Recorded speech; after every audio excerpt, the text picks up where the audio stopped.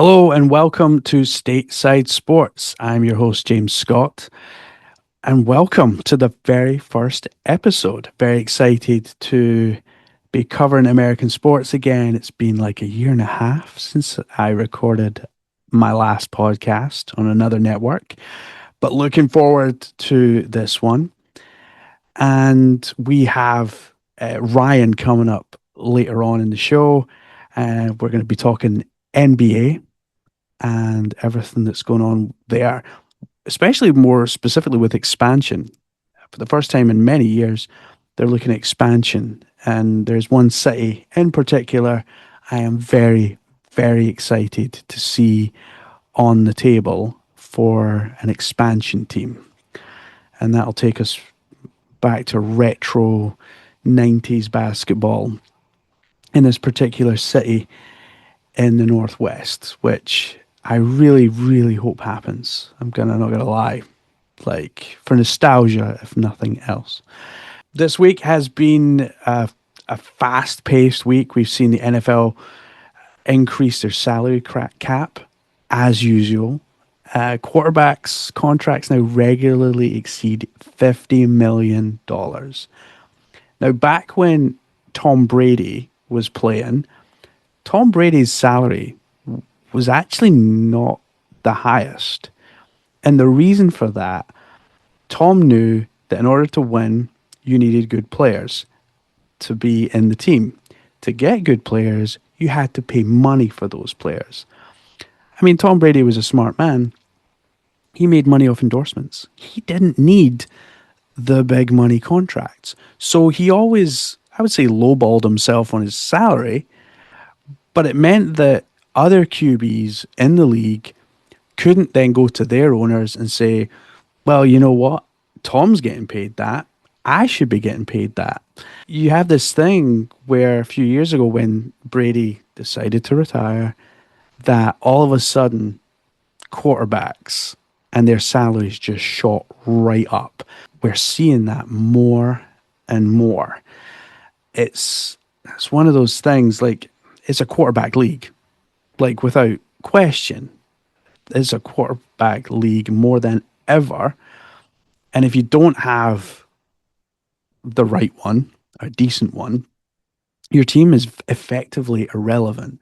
You know, quarterbacks are protected so much, but it's going to be interesting to see how and who gets paid. And there's a lot of quarterbacks going to be moving around this year, I feel. We've seen some movement already, so it'll be interesting. Even Joe Flacco has been picked up by a team. Jeez, never thought that would happen. But yeah, it's definitely a quarterback league, and with those salary caps going up, it does mean that teams can spend more on a quarterback. But what do they sacrifice? Going back to Tom Brady, he was a smart guy.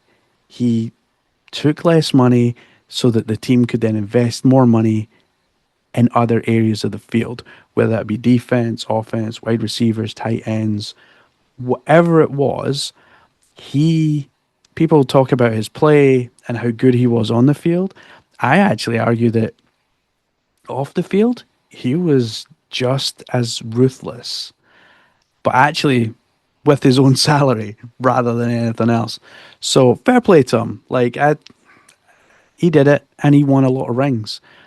Is this why some teams you look at now only really have 2 or 3 stars at the most? Like, they'll have their QB, and then they'll maybe have a wide receiver or a tight end. Like, if you look at Kansas, you know, they've got Mahomes, they've got Kelsey, but like, where did they go from there? They got some big money moves to make, Kansas, because if they want to win more championships, they're going to have to do it real soon, because Patrick Mahomes is actually starting to age, and I don't think he's aging well. More and more injuries, more and more issues. And I always feel like when a player's had longevity, but then they start to pick up injuries, that's kind of the sign of your father time is catching up. We've seen it with Kobe Bryant towards the end of his career. He couldn't dunk. I mean, he did, but like it wasn't pretty. It wasn't like in the 90s when he's like flying across the court to dunk it. But then he had his Achilles issues, and yeah, it didn't go well for them, for the Lakers after that. And then even with LeBron, I mean, people say LeBron's a machine, and I don't doubt it. But he started to have over the last few years, he started to have a few niggly injuries, starting to miss games. That's a big issue, and it's the same for some of these quarterbacks as well. You got to remember, some of these quarterbacks take some big hits. We've seen Tua leave Miami. I mean, he went to Atlanta, so he really only went up the road. But I'm still kind of of the opinion, with the amount of concussions that kid had, that he maybe shouldn't be in the league. And it is a quarterback league, and quarterbacks are protected. But that I don't know if that's a savvy move. I really don't. I kind of question whether he should still be in the league, and indeed whether teams should be picking him up. I mean, he's going to want to play. Let's be honest. A player wants to play. There's a lot of money at stake as well for these kids. So I get it. I absolutely get it. But yeah, I do think that maybe the league should maybe have a word. But they're never gonna. Like it's never gonna happen. Major League Baseball season is back. First pitch was thrown yesterday. I was tonight watching the Mets and the Pirates. Mets looking okay at the plate. Certainly giving the Pirates a dinger, which is good. But you got to remember, like the Major League Baseball season is 162 games. It is such a long season. Sometimes these guys only get one day off. And I sometimes feel, having watched baseball, I sometimes feel like people kind of ding it a little because, yeah, but they just go up, they swing the bat, they go sit down. But there's defense to be played as well. Like you do a lot on the field as well. So, and these guys are proper athletes. Like you look at Otani at the Dodgers, like he is an absolute monster of a guy. He's a beast, and he's a pitcher. Well, he's a two-way player. He's a pitcher, and he will bat as well. And some might say his batting now is kind of going on beyond his pitching. But we'll see for this season. The Dodgers are like consistently among the highest payroll teams because of players like Otani. Like when he moved from the Angels to the Dodgers, that was a big money move for him, a big contract. You see some teams like the A's, the Athletics. Like the Athletics, I mean, they don't really have a home yet. They will have in Las Vegas. It's interesting to see what their payroll might look like when they move to Vegas, because right now their team is not ideal. It's not great. It's not nice to watch. Not nice to look at. You would like to see some kind of star there, or some kind of makings of a star. I remember the days we had Chapman and stuff. Like, look at what he's doing in San Francisco. You know, Marcus Simeon playing for the Mets tonight. Like players that, I think Matt Olson as well. So many good players went through the A's, but because no one at the A's is willing to pay money, Fisher, yeah, they're just not gonna. It's not gonna work. So it'll be interesting though to see, like, if you move a team, surely you want to see the best players on that team, because they're not an expansion team. It is just a team move. I think they're still playing in San Jose this season. They'll probably play there for another couple of seasons before they move to the new stadium in Las Vegas. I think they've broke ground on it by now. I'd hope so, because yeah, we'll see what happens. But I mean, we shouldn't overreact in week one and all these predictions. We see some crazy predictions, like the Dodgers are under real pressure this year. The Yankees are obviously the most globally recognized Major League Baseball brand, but of the last, what, 20 years, they've not really been that on the field.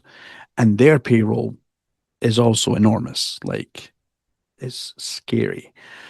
Pitching injuries are on the rise, especially kind of early on in the season. And I do wonder, like, spring training is a long time, starts in February, runs right through till, well, last week.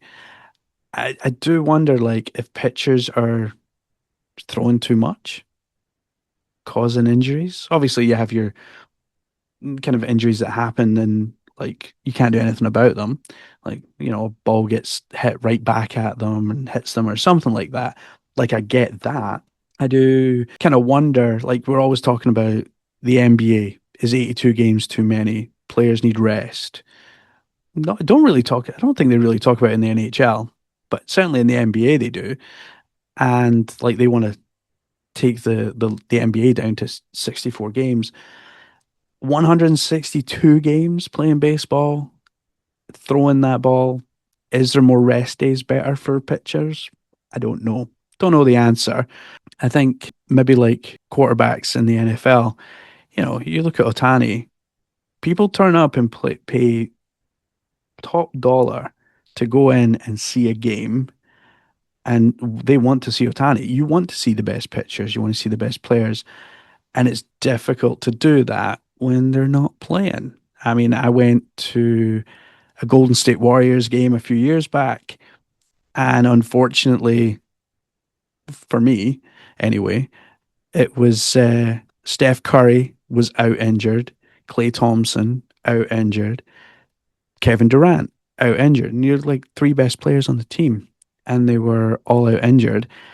You pay good money to see like these players, so it's no fun at all when they're injured, and you're not seeing them at their best. So hopefully, they can sort out the pitching injury issue.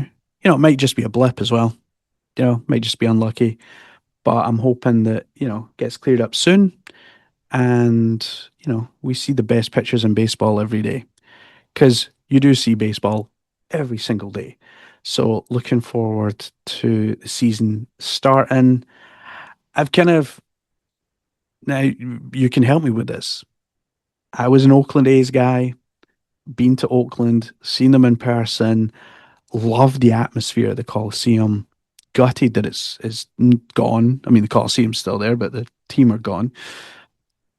Do I pick another team, or do I follow the team to Las Vegas? Just, I'm not again, still not a fan of the owner. He's a douche.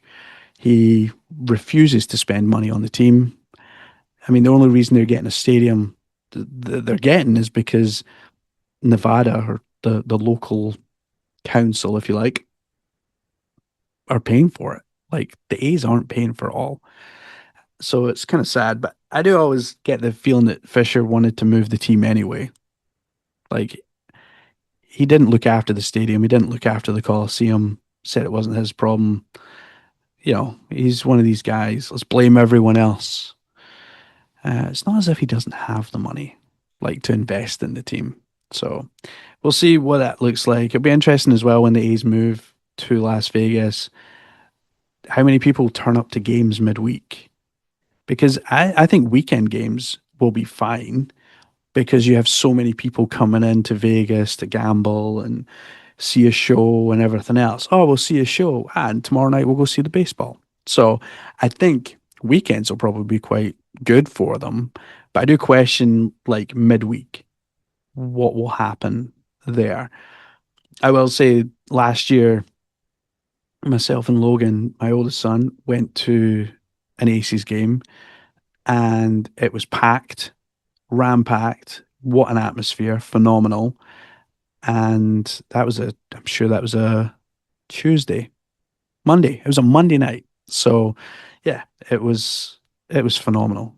I talk more about that with Ryan later on, so I'll not mention too much about that just now. But it was phenomenal, great atmosphere. The F1 season has started. I have to say, isn't it nice to see some racing, actual bona fide racing? not this kind of DRS train around a track. Oh my God. Like, this is so much better. This is what we have needed for so, so long. And we finally have it. I think I haven't seen racing this good in at least a decade. We're seeing cars pass each other. Sorry, we are definitely seeing cars. We're seeing cars pass each other. There's lots of overtakes. I think in Australia alone, those first what 5-10 laps with Russell and Leclerc going at it back and forth was phenomenal. You know what? It's nice to see Mercedes kind of back at it. Also, I will say as well, as a Formula One traditionalist that I am, so nice to have Australia as the first race on the calendar. I never understood why it was moved away from Australia. Well, I do. It was down to money. I really, really like having Formula One in Australia, first race of the season. So, so good. And what we are seeing as well is Formula One obviously now has 3 races in the US. That is really kind of bumping up the audience. The audience figures for Formula One is on the increase in a massive way. You know, having 3 races there will help. Like Drives to Survive has, a lot of people kind of ding it now. Because I think the first 2 seasons of Drive to Survive were very raw and very real. Netflix obviously found that they had a winning ticket, and then they kind of dramatized it too much. So I have not watched Drive to Survive so far this year. I will watch that, and I'm sure we can have a conversation about it. But it has done a lot of good for Formula One. It's brought in a lot more fans, younger fans, female fans. Everyone's kind of noted that, and I think that can only boost the sport, especially when you see F1 Academy. So women can now watch women race on the same tracks, same circuits. Yes, different cars. I like it. I think it's good. It's growing the sport all around. So F1 isn't just growing in the US, obviously. It is becoming like a cultural event.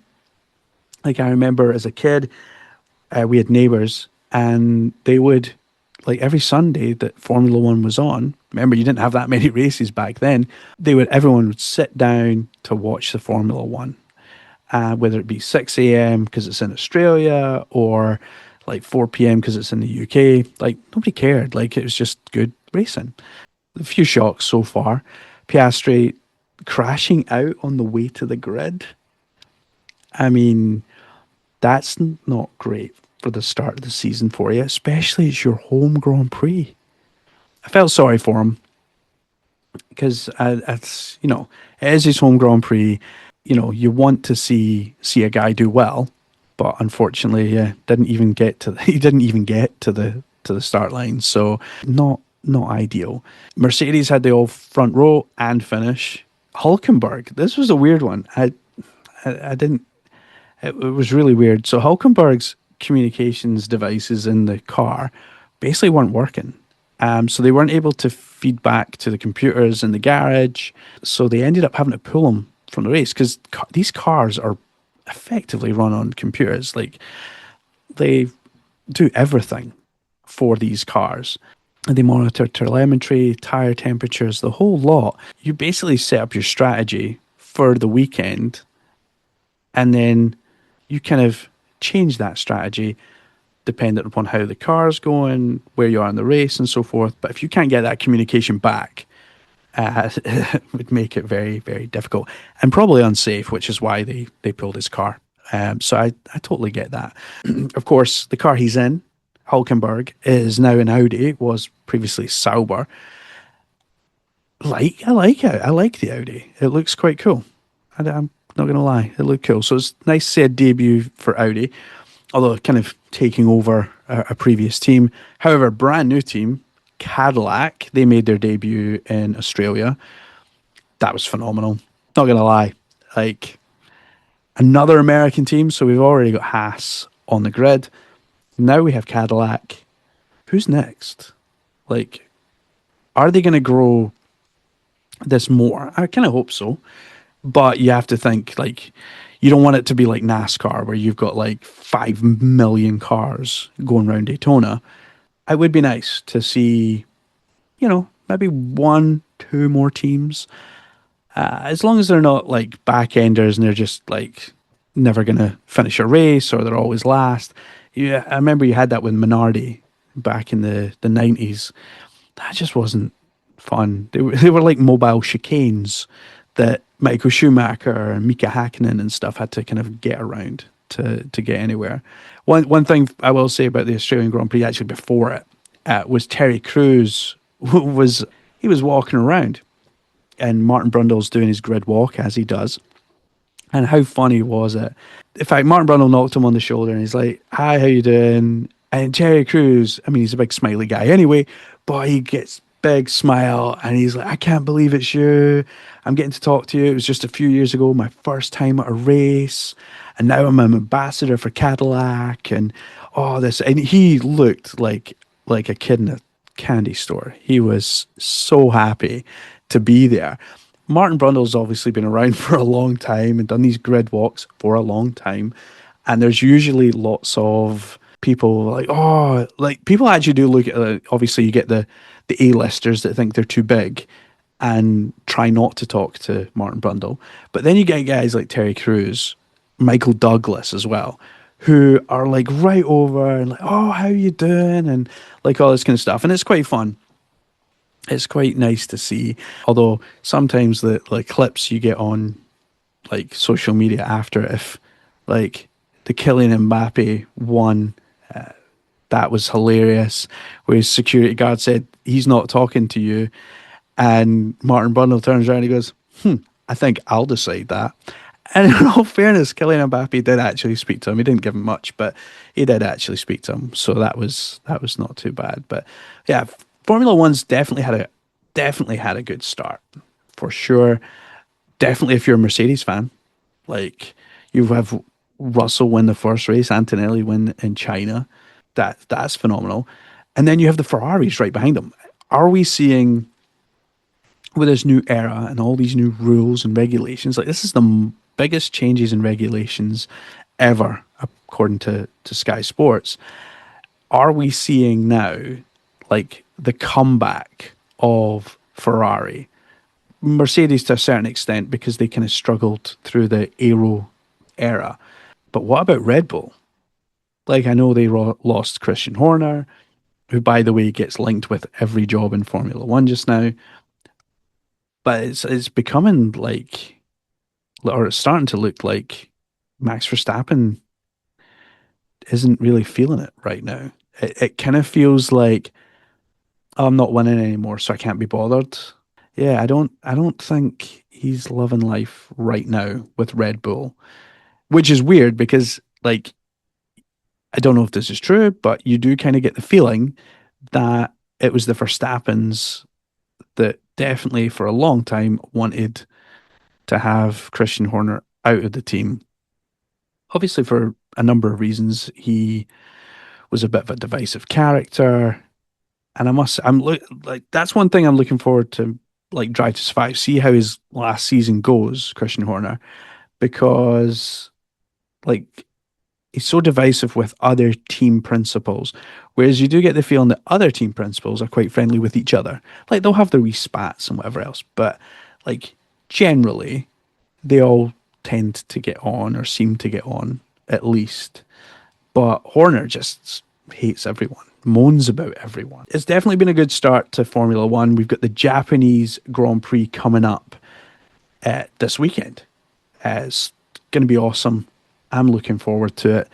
This is proper Grand Prix. There's no sprint race or anything in Japan. It'll be interesting to see how these smaller, nimbler cars go around this track because this is a proper, again, traditionalist Formula One fan, proper racetrack. I think we'll see some overtakes. I'm loving this no more DRS train. That is phenomenal. Some news that came out over the last week or two was that two races have sadly had to be cancelled, Bahrain and Saudi Arabia. Unfortunately, Donald Trump has taken aim at the Middle East and specifically Iran. And then Iran, in kind of retaliation, have started bombing other countries around them for safety more than anything else. You have a massive Formula One race and you've got like a couple of 100,000 people at it, then it becomes quite a big target. Safety first, so there will be no Bahrain or Saudi Arabian race this year, which is sad, but it's necessary. So there's going to be quite a big gap after the Japanese Grand Prix. Effectively, no races will happen in April. The next race thereafter, and that is a sprint weekend as well, will be Miami on May 1st through to the 3rd, which I'm looking forward to. I think that'll be. I do like the Miami race. It's a decent track. I do like the backdrop of the where the Miami Dolphins play at the Hard Rock Stadium. So yeah, it'll be nice, I think, to have it there. But as we stand at the moment, Russell and Antonelli lead the drivers' standings. One thing I will say, Oliver Berman, 17 points for Haas. That's a really good start for Haas. Red Bull have 12 points total, but I liked Ollie Berman before, and I've always had a soft spot for Haas. Like I've got a Haas baseball jersey, which I really like. Thank you, Brianna, who got me that. So thank you, big shout out to Brianna for getting that for me. Lewis Hamilton, Charles Leclerc, right behind the Mercedes. Lando Norris, he's got 15 points. He's on the board again, like Oliver Berman, Haas above him. Loving that. Max Verstappen does have 8 points. And then you've got guys like Ocon, Hulkenberg, Albon, Bottas, Perez, Alonso, and Stroll with nothing. Now, Fernando and Alonso and Lance Stroll obviously have issues with their car and batteries. And let's hope that the extra break that Aston Martin are going to have with races not being held, hopefully that means that they've got some more time to work out their issues with a vibrating engine that is throwing their battery right out the window. Not be ideal, let's be honest, in the slightest. So hopefully we can start to see a bit more racing this weekend. I'm looking forward to Japan. It will be awesome. One of my favorite leagues, mentioned one of the teams already, the Las Vegas Aces, defending champion Las Vegas Aces, which is important. However, what's even more important about the WNBA this season is they have expanded an extra two teams. We have one in Toronto, we have one in Portland. Portland Fire, Toronto Tempo. There is going to be an expansion draft, which is definitely going to throw up some teams that, more players are going to move because those expansion teams need to be filled up with players, and those will be current players. And if you're going to be finishing college, have now got a better chance of making it to the WNBA. Still tough. There's still like limited spots, but there's two more teams worth. The Valkyries were the new team last year from Golden State. They did phenomenal. They had a great inaugural season. It'll be hard to top that this year. Really well. They put a really good team together in Golden State last year, but this year is going to be tough. WNBA attendance and TV ratings are significantly increased again last season. From my perspective, I can only see that again increasing further because it's just a phenomenal league. I think what I love about it is it's fundamental basketball. The the NBA have lost fundamental basketball, and it's all threes, and you can't play defense. Whereas the WNBA, they play defense. There's some pretty hard hits going on in there. Plus, it's not just all about shooting threes. We see dunks in there now. So expansion is good. We're seeing more teams, There is going to be more teams in the future. The CBA has been agreed to. I think 95% of the players voted and it passed. So we now know that there's not going to be a lockout because I think there was a worry that there would be a lockout. And if I'm honest, that would have damaged the WNBA. The WNBA season is not that long. They are talking about increasing it, which is good. I do think the WNBA has become part of like the mainstream sports conversation because you look at Nike, the deal they gave Caitlin Clark, the deal that they've given Asia Wilson, they are definitely on the up. And I think they have been for a few years, longer than Caitlin Clark has been in the league.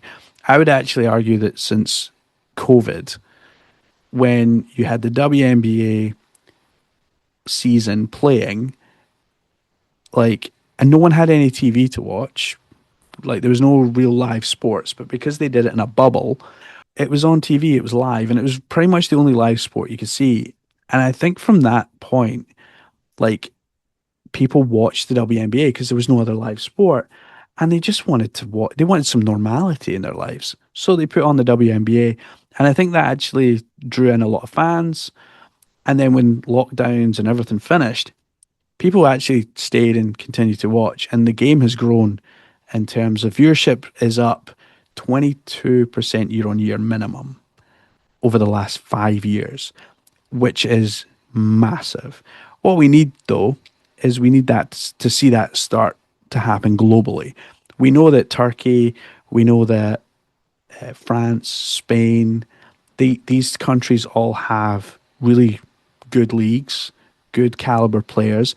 Still, a lot of WNBA players go abroad to play.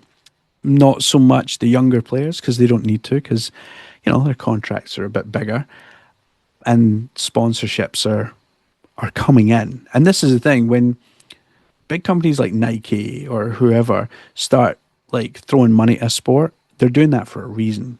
Like they're investing not just in the player, but in the sport and the growth of it. I mean, look what Nike did with Jordan. Nike was on its knees before Jordan. Nike was struggling to compete and they bought into Jordan. Jordan helped massively grow that league. And, look at Jordan now. It is a massive, massive brand, a part of Nike. It's almost like a subsidiary of Nike because it's got its own brand. It's got its own, even, I mean, Jordan himself kind of walks around wearing Jordan, which is quite funny. I wonder if it'd be nice to walk around in something that, you helped create and were part of. But yeah, I think the WNBA this season is going to be massive. And I think we are going to see Caitlin Clark do very well. She needs to stay healthy. As much as the salary cap in the WNBA is going to go up, which means players can now get more money and contracts are going to be bigger. Like, I think she was on 75,000 in her rookie contract, whereas her new contract could be, I think somebody said 700, was it 500,000? Maybe more, 700,000. So it's a lot more. Players can still get more playing abroad. Like Turkey, there's teams in Turkey that are, I think Fenerbahce pay $1 million a season. You're still getting relatively lower pay in the WNBA, but it is increasing. There's more share going around. So that's kind of what we're going to see. I don't have any kind of predictions for the WNBA though. Like I really don't. I think I want to see how the expansion draft works, who gets who loses who, because that's going to be important. I want to see the start of training camps, see who stays on teams, because we do tend to find that a lot of players will get signed to like a training kind of contract. But it'll be interesting to see what then happens thereafter. Once like you get closer to the season, do some players get kept on? Do some players not? And then you do see a little bit of movement around. And then obviously some players that don't get kept on do come to Europe and end up playing as well. So yeah, it's going to be interesting in the WNBA. Looking forward to it. But for now, going to bring in Ryan. Let's take it away. Right, everyone. So as promised, NBA is well underway, heading to the playoffs. Playoffs are only really a few weeks away, to be honest.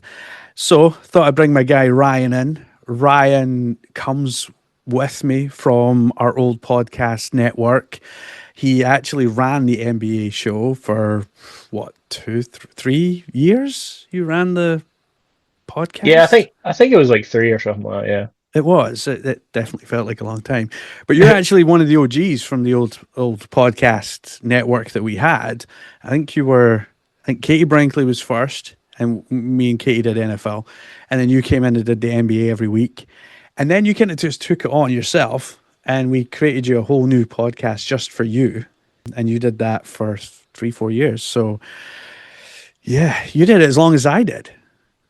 Yeah, pretty much so. Pretty much so. It's strange being back. I was just thinking, I was like, how do I set this camera thing up again? Like, do do I have to make sure that everyone's joined this queue? And where's my notes? How do you do notes again? Oh, mate, don't. I was doing that the other day. I was kind of getting everything set up, and you're just like, oh no, where is everything? No, it's good to have you back, and it's good to be talking NBA with you again. Because obviously, when you had the old podcast, you kind of just did that with Rory for a long time. The whole kind of Jordan LeBron thing and East versus West was quite funny between you guys. So big shout out to Rory. Not spoken to Rory for a while. He was our contributor from Toronto. He did, yeah, he was quite fun actually. Here we are, Stateside Sports. First episode for you, Ryan. So you're number one this time. So Katie won't be joining us probably until August. So start of the NFL season. So you beat her this time. So well done. Good job by you. Nice, nice. I thought Good to so. get in early. Good to get in there early. Before we get into the topics we're going to discuss, what do you think about the NBA season so far?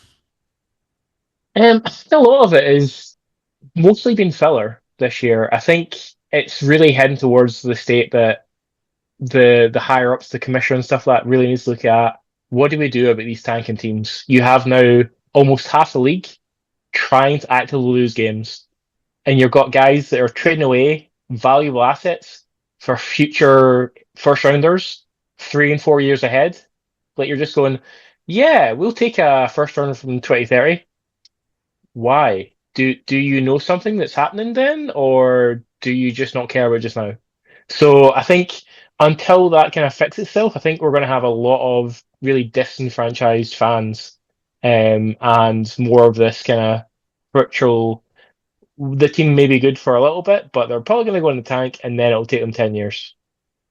Yeah, it's not ideal. Like you look at the state of the NBA, and to be fair, this isn't the first year. Like this has been probably the last 10 years easy that this has really become a problem with tanking. I mean, to be fair, I mean the San Antonio Spurs tanked to get Tim Duncan.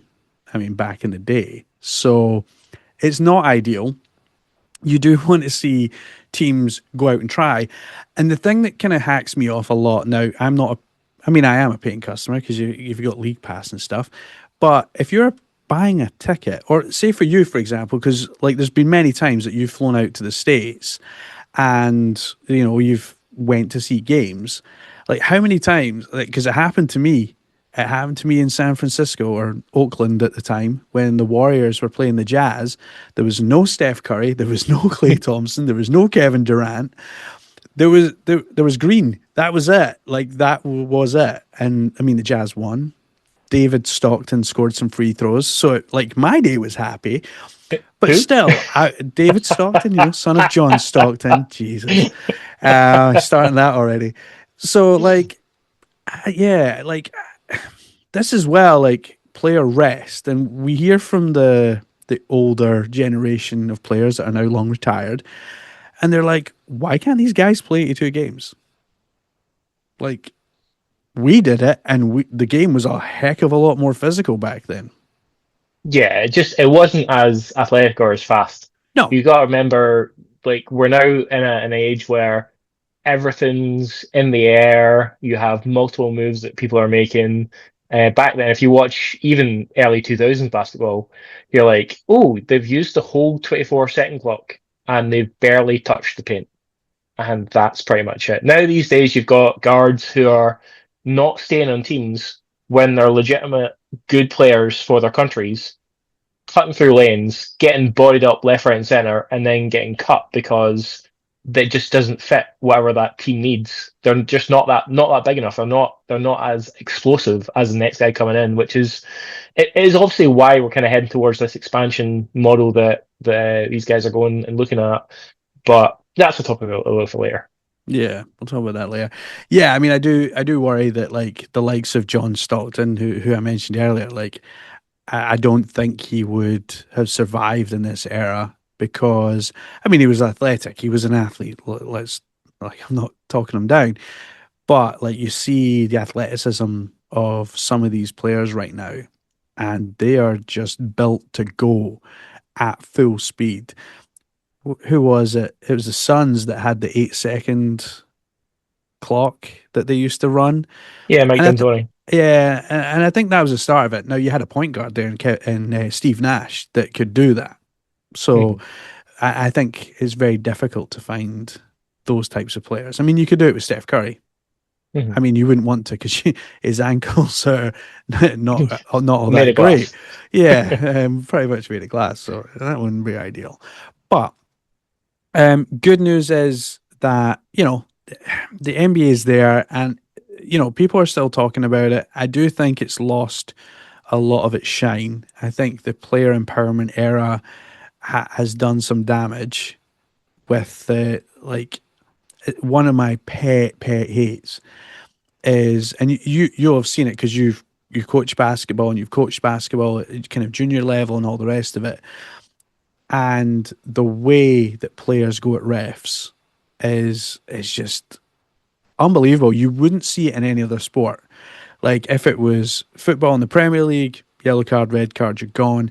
Rugby, sin binned and the whole lot, like you're gone. So I think that's another aspect of the game that they need to fix because what we're seeing now around the world is not even just players, but parents like shouting at referees and all this kind of stuff. And it's kind of it's not ideal. It's not like these guys are supposed to be role models, and surely your part of being a role model is respecting the referee. Oh, definitely. I mean, I think a lot of it is to do with the fact that we've now got these guys in Secaucus, and you're seeing the video replays and the challenges and stuff like that. And I think that's a good step in the right direction. I think when more comes in around that and these challenges become a not just a one-off type thing, a more regular occurrence, because we see it a lot. I mean, we're seeing a game the other night. I was watching typically the Lakers play their Magic, Shock. and people are moaning at the fact that the refs were so biased for the Lakers. They shot so many free throws. The Magic were always in foul trouble. Blah blah blah. But they were playing the more aggressive style of basketball. The Magic couldn't control them. They were just like kicking them down on their knees. And then they moaned about the fact that the last possession shouldn't have happened for the Lakers because it was off LeBron at the end. But he did get fouled, and the ref missed it. So what are you going to do there? You've missed a call that sends a through the line. You've gone on inbounds play, so it's up on the coach to make sure that that inbounds play doesn't result in a basket, and it did. Yeah. So I think if you're having more of these challenges, a bit more like tennis, now they've got like Hawkeye. they've got their three challenge rule Yeah. type thing, and it's just so much faster. There's still these games where the challenge takes 2 to 3 minutes, and that's it's not great. You're already seeing that the kind of feedback in that in football when challenges take 10 minutes and you've got stoppage time that's going into the 100 and odd minute now, which is just insane. I remember the Women's World Cup in Australia. I was watching one of the games with my son Cooper, and he shouts, 111 minutes. I was like, no way that's taken up to 111 minutes. That was like insane.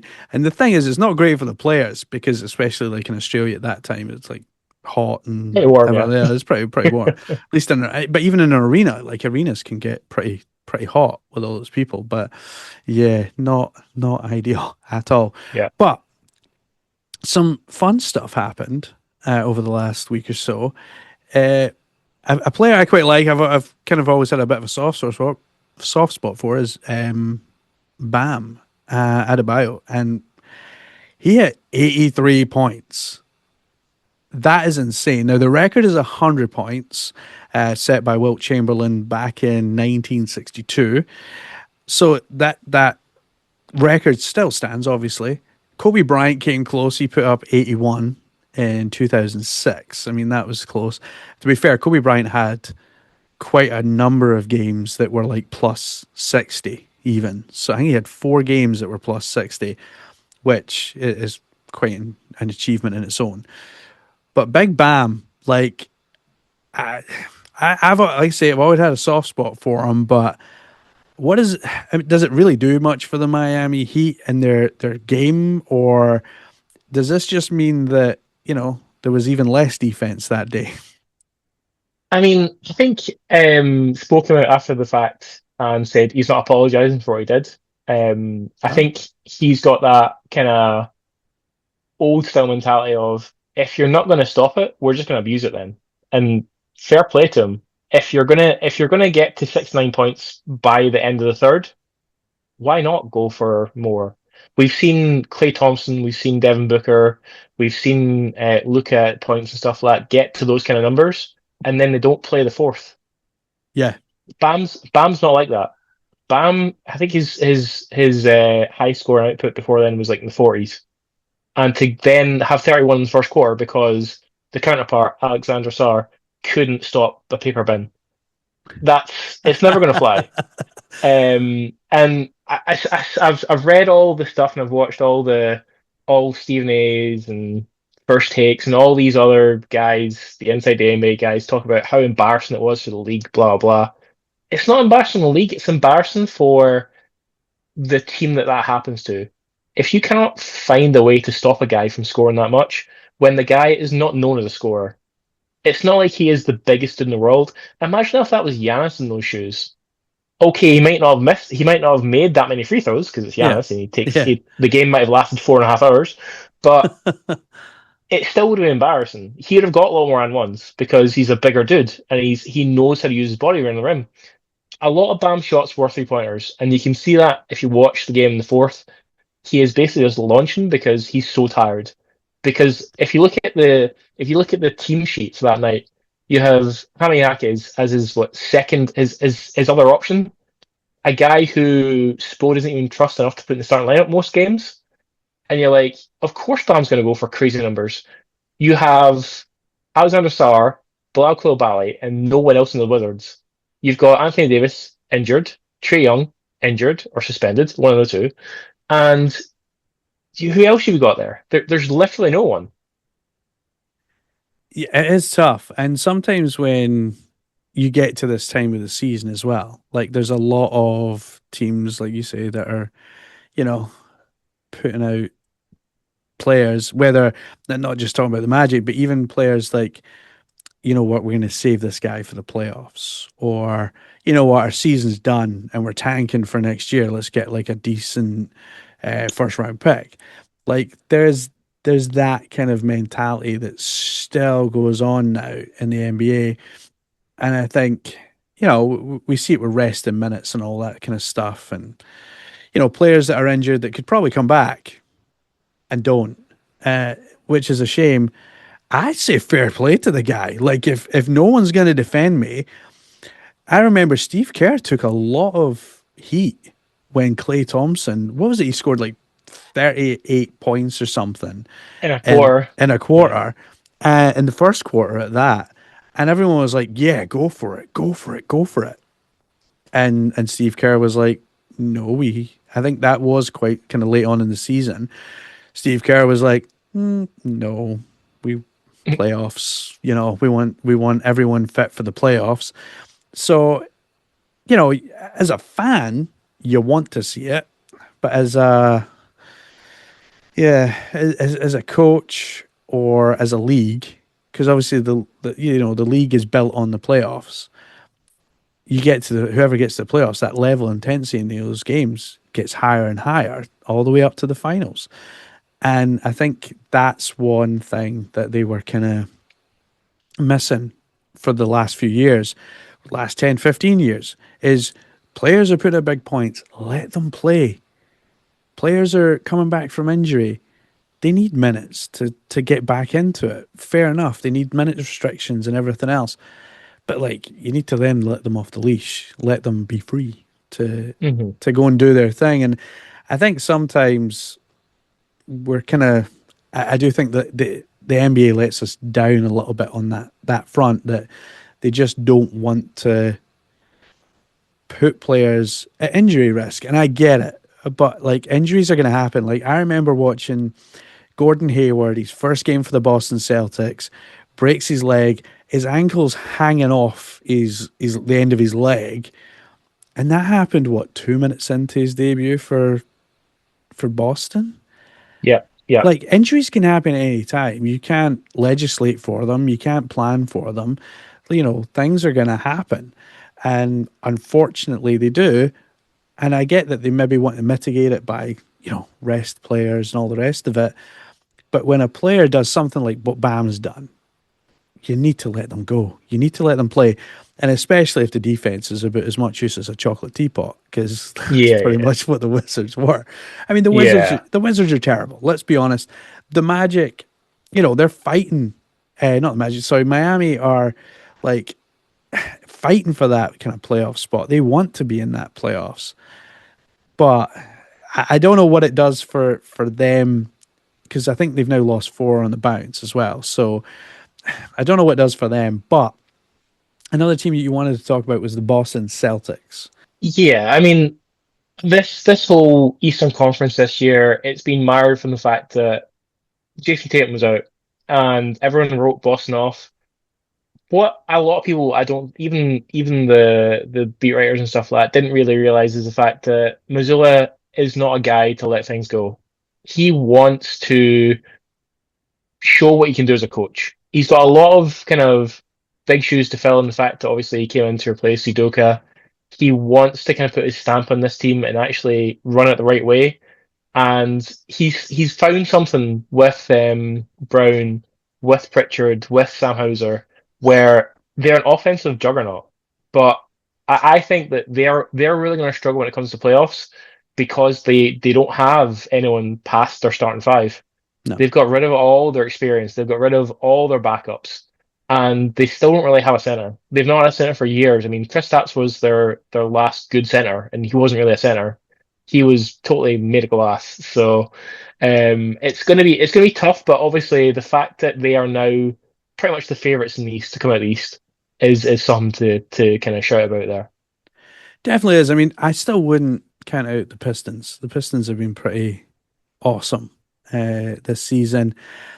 Surprisingly, like I love it when the Knicks, because Knicks fans will hate this, but I love it when the Knicks like do quite well in the league, and then it comes to the playoffs, it's like, oh, it's Nick basketball again.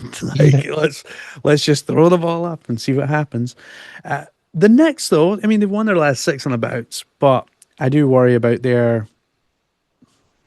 I just don't think they've got the grit and Like determination. it's playoff intensity for them. Yeah, I think that they are very much the team of, oh yeah, we try really hard, but they don't really ever put it all together no, because their big man is apparently the best shooter, best shooting big man of all time, but is known for losing big games and for walking away when things get too tough. And that's not what they need. So I don't have any faith in them at all. I mean, you're saying the Detroit Pistons are obviously doing really well, but obviously with Cade's collapsed lung, yep. the fact that Beef Stew's out again for a bit, I don't see how they're really going to do that well in the playoffs. I consider them a bit like OKC were a couple of years ago. Hmm. Really young team, really good, have a lot of great assets and stuff there, but they're very much a live and die by Duncan Robinson and Jalen Duren and Tobias Harris. Because Tobias Harris is this guy who is good for like maybe 3 or 4 months, gets a big contract, and then goes back Oh, to being Tobias Harris. he did that in So Philly. That was so funny. Philly are like, oh yeah, we've just signed Tobias Harris, this big deal. Kadunk, kadunk, kadunk. He just couldn't hit the back end of a barn. Yeah, yeah. It So was I horrible. actually, I actually think that although Boston are going to probably end up possibly being the number one seed in the East and probably the bookies' favourites coming out of the East, I wouldn't put it past Philly getting out of the East this year, even though they have a litany of, you know, people who can't stay healthy or can't be allowed on a basketball court right now. But that's just Philly, though. Like, Philly have been that for years. I remember, what was it, Trust in the Process, where they tanked and tanked and tanked year after year after year. They, how many first round picks did they go through? Almost Like, as many as OKC. yeah, but OKC did all right out of it. Like the process worked for them. Yeah, it did. Not so much for Philly. Yeah, Philly are just it's Philly are one of these teams like because I was a big Iverson guy. Like I actually quite liked Philly in the East, but I struggle. I really do struggle with like seeing them actually do anything. Yeah, I mean, I hear where you come from. I just like the fact that their backcourt right now is probably one of the best and exciting backcourts in the league. You got VJ and you got Maxey who are going to be absolutely tearing up. And I think once they figure out how to use Joel in very, very short stints and Yeah, basically use them for 4 games, not use them for another month. Use them like so he's basically going to become a breaking case yeah, guy. And I think Paul George is at the start of this year had kind of accepted his role of okay, I'm not the Paul George anymore. He is not PG-13. He is lucky if he scores 13. But uh, he was at least, a positive member of that basketball club. So I think when they go into the playoffs, they'll be a team that a lot of teams will not want to face in the first round. no, they'll definitely not. Right, so the next big one is expansion. We've not had expansion for such a long time in the NBA, but the teams or the board are going to vote on two locations. One I'm very excited about, one not so much.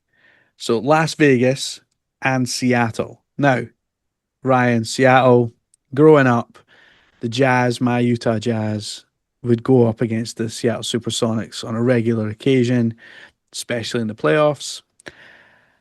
I'm looking forward to having Seattle back in the league. Really hope it happens, but with one caveat. They have to call them the Supersonics and they have to bring back those iconic logos.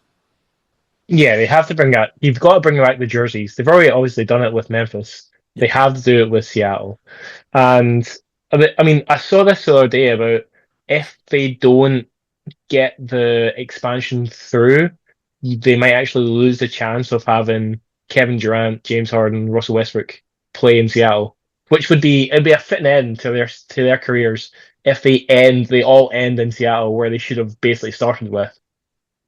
Yeah, I mean that's kind of what you forget. Like you forget that like that Seattle team could have been absolutely stacked and like potentially had runs at the playoffs and runs at championships and it's insane to think that at the end of these guys' careers the Seattle Supersonics would come back.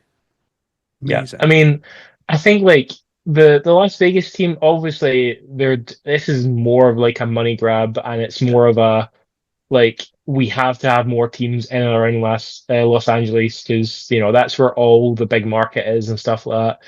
But I don't agree with that. I understand obviously they've got a football team and an NFL team, an NHL team, all these other teams these days, and that the women's NBA team are doing pretty well these days, aren't they? So I Well, think that's they're kind yeah, of they're doing pretty well. I think that what 3 championships in 4 years. yeah. So obviously they're riding on the back of that and saying, "Oh, we could just make it this one big like sports city, and just that'll be what it is." I don't think like if you have too many teams in that short kind of area, it will just stagnate that kind of want for like fans because they were like, oh, but my friend likes this team. It's just literally down the road. We'll go and watch them instead of this other team.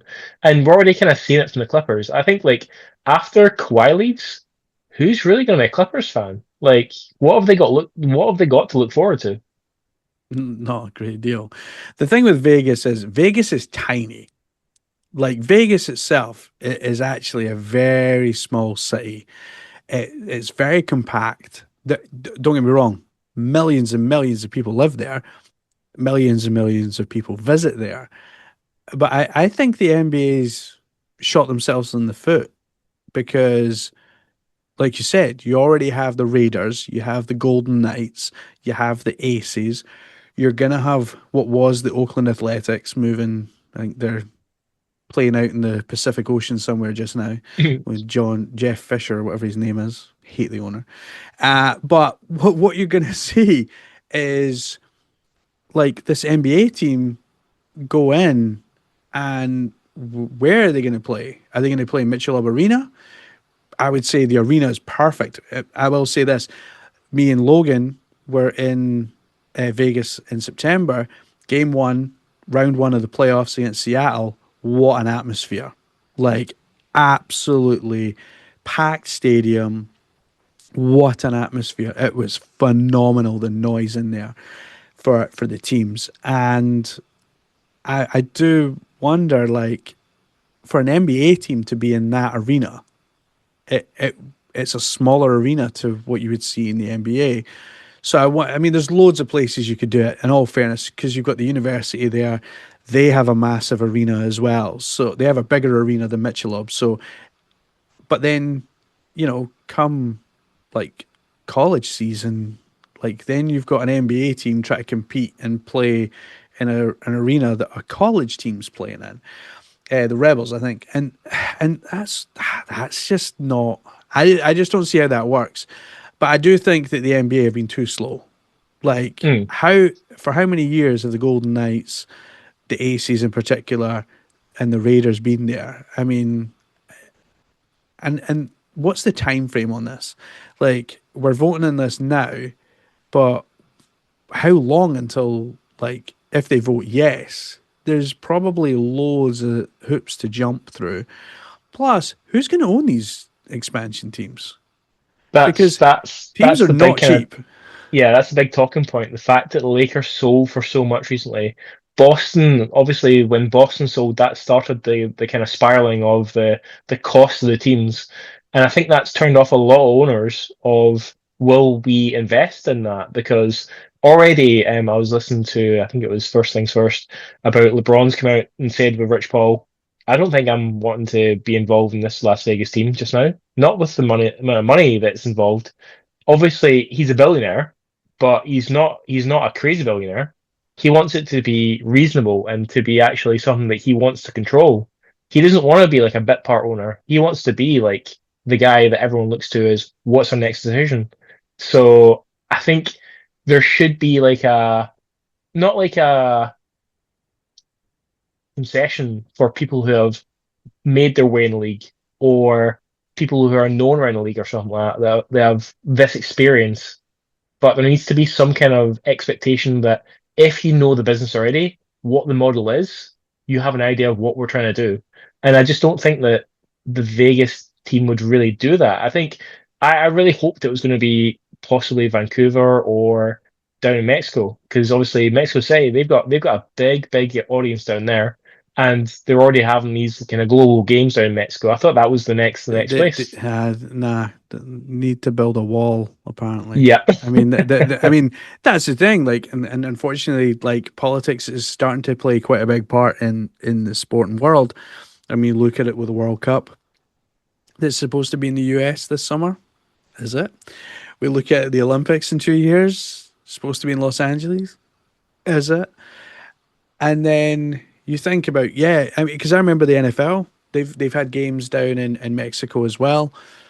There was talk of an NFL Mexican team. However, when you have a commander in chief who is very anti-Mexican, wants to build walls and fences and everything else, I don't think it'd land well. Like in Mexico, having an American football team or an American basketball team in Mexico. sentiment changes like as often as the president does, which can either, well, in this case, 5 years. So, well, let's hope. So, but like sentiment does change, but at the same time, like I feel that there's some eastern cities that potentially could have housed an NBA team that, and I always like look to the kind of college states that don't have this. I mean, there's some college states that don't have any pro basketball, football, or anything because the Yeah. colleges are so big and so popular that they don't feel like an NBA team or any professional team will do well there. But why not try? Like, Mm. Vegas is a commuter town, as far as I'm concerned. People will fly in on a Friday, leave on a Monday. So, who's going to those games Tuesday, Wednesday, Thursday? Because you can't schedule games like all weekend and then not have like what? So the teams will play all weekend in Vegas and then fly out for away games midweek. It's a bit. That that that'd It's be a bit crazy. insane. Yeah. I just don't. I don't like. I think they'll sell season tickets. Like, don't get me wrong. Hmm. I think they'll sell season tickets. They'll do well. But the general Joe, who's going to kind of come in on a Tuesday, take his kid to the game. I mean, it might work well because those tickets are going to be reduced to heck. Because no one's going to pay top dollar for an empty stadium, and they're going to need to fill it. I think I might have told you this, the story of Mark Cuban, when the Mavericks didn't sell out a game, he would get somebody to take those tickets to a local school and bus in school kids. We sold out our arena. Like Yeah. that's what he would do. And to be fair, worked out for him. He could say he sold out the Yeah. arena. Worked out for kids who would maybe not necessarily get to go to basketball games. But for this, like the Mavericks are a franchise that had been in Dallas for decades, whereas you create one, you need to build that fan base, build that trust with the fans. But the issue is, there's, I just don't think. I think it'll be good for people who want to visit Vegas. They get to see an NBA game, but for a franchise, a costly franchise. It's Hmm. a like you said to LeBron. He's not crazy. I mean, some people may think he is, but he is. Yeah, he's made the smart play. That's not something. Now, if you wanted to invest in Seattle, who had their team ripped, literally ripped out of the ground and taken away, that is a franchise that I believe will work Hmm. because they have a history in that city of having an NBA team. They were never happy it was taken away. They were gutted it was taken away. I have friends in Seattle, and still to this day, they say, we want our team back. So, Yeah. like for Seattle, and thing is, like, if you're a player right now and you're like, could do a few years in Seattle, like that'd be pretty cool. Be one of the first players in the new Seattle team and stuff like that. That's something even for players to look forward to. For Vegas, nah, I don't know. I wonder what you'd Yeah. call. I'd wonder what you'd call the Vegas team as well, because you've got so many sports teams already there. Like Raiders are gone, Aces are gone. Athletics, I'm assuming they're going to keep the same name when they move to Vegas as well. So Golden Knights is gone. I don't know where Golden Knights comes from, by the way, because it's not very Vegasy. But it's a weird one. It's not. I'm just not sold on Vegas. Seattle, No. 100%. Like without, Yeah. like you think of when I was growing up, Sean Kemp, Gary Yeah. Payton, Caribbean. Shrimp of like, because they had one of the first, not one of the first, but they had like Shrimpov was German, Hmm. and the German that followed him into the NBA was Dirk Nowitzki. Yeah. So that franchise just has so much history, and Hmm. I think that's why it was gutting that like they lost that team. I was never a big fan of it going to OKC. OKC have built themselves a lovely franchise. I'm not going to take that away Hmm. from them. They have done well, but I'm still gutted that weren't they had to take it away from Seattle to give it to Oklahoma. Yeah. Didn't seem What do right. you, what do you make of the teams that could move to the East then? Minnesota or Memphis? I mean, you look at it on a map, you Hmm. know, they're kind of mid map teams. I would probably chuck Memphis across. Um, I think Minnesota's pretty good where it's at, but if you have to move both though, like again, you're starting to redraw the NBA, Hmm. and We're that's why we're all we're already in this kind of situation where there's already talk about why do we even have a conference anymore? Like, because it's just not really a thing that's really effective. no. You have basically one conference that's so much stronger than the others. Why are we having this? Why not just go to a total league structure where you got the top 16 and you go from there? Yeah, I think as well, like with that, I think because American sports is steeped in divisions and in conferences, like you see with the NFL, NHL. I mean, the NHL, even for their All Star game, it tends to be more instead of East versus West, and this has been now for years, it'll be like the internationals against North America. So Canada and US will kind of club Mhm. together and take on the best from Russia, all the Scandinavian teams, Sweden, Finland, all those guys. So Mhm. uh, I, d- I like that. I guess as well, I'm a bit of a traditionalist as well. Whereas I like the divisions. Well, maybe not so much the divisions, but I do like the conferences. I do like the East West. Divisions I would get rid of because then you Mhm. get stupid things like, was it the Washington Wizards? They won their division and they hang banners for winning a division. Your division has like five teams. Like, who Yeah. cares? Like, you win the conference, put up a banner for that. But putting up a banner for, oh yeah, we won the division, like, get the heck out of here. You Not you good. beat the other three tanking teams. Well done. Yeah, well, exactly. You beat three tanking teams. Congratulations. Please hang up a banner. You are the Washington Wizards, who have not been relevant ever, not even since they were the Bullets. So it's nah. I'm not against getting rid of divisions, but I think do you then keep a 16 team format for the Mhm. playoffs? Yeah. Is that where you would go? Yeah, yeah, I think so. I think you would I don't think expanding the format really has added anything, especially with these playing games where they're almost like the first playing game doesn't really count for anything. You've got these guys that are in the ninth and tenth seed that are just, are they that much better than the ones that didn't make the playoffs? No. And it's really bad basketball.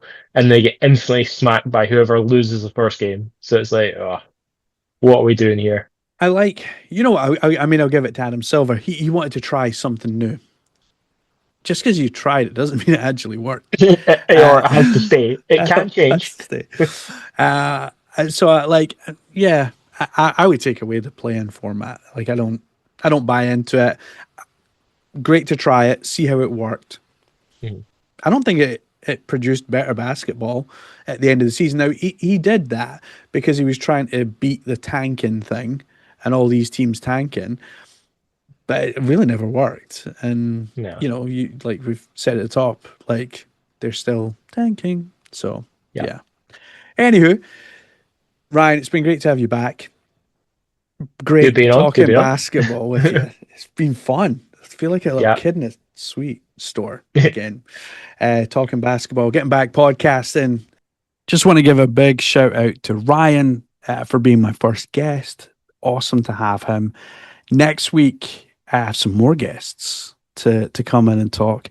And we're going to be talking about Scottish football and a big change that has happened, certainly this season. If you look at the top of the league table in Scotland, it is not who you would normally see up there. So that we'll talk about that. We'll talk about the Japanese Grand Prix, update you on the NBA start of season, and also Major League Baseball is back. So we'll have some games to talk about, some topics, I'm sure, hopefully not injuries. I'm so looking forward to this season. So glad to be back doing a podcast. So, from the NBA to the NFL, from courts to grids, this is Stateside Sports, and we'll catch you next time.